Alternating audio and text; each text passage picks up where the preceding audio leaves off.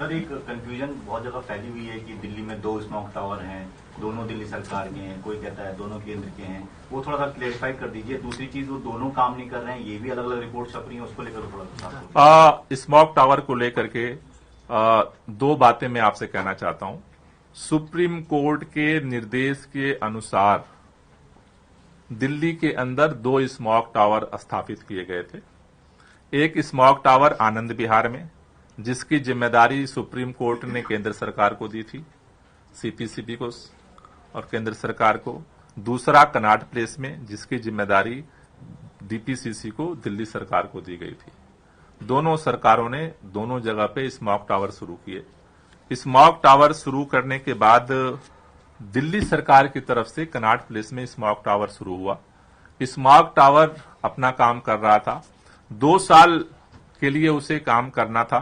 2 साल काम करके अपनी रिपोर्ट सबमिट करनी थी और उस रिपोर्ट पे सरकार को निर्णय लेना था और सुप्रीम कोर्ट को उसको रिपोर्ट को देनी थी। केंद्र सरकार का आनंद विहार का स्मॉग टावर के बारे में केंद्र सरकार बताएगी।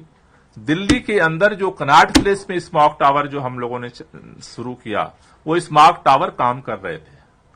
उसकी एक पहले भी रिपोर्ट आई थी, जिसमें हमने जो उस समय जो परिस्थिति थी, उसमें 1 किलोमीटर के दायरे में उसका इंपैक्ट उतना नहीं आ रहा था, आधा किलोमीटर 500 मीटर के दायरे में आ रहा था। लेकिन फाइनल रिपोर्ट आनी थी 2 साल बाद।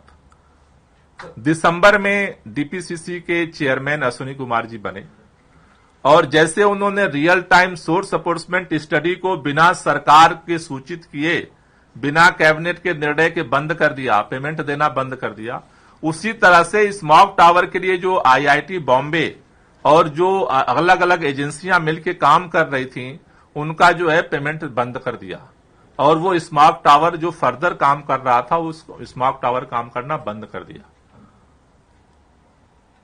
और वो स्थिति जो है, इसको लेकर के उसके बाद से स्मॉग टावर बंद पड़ा हुआ है।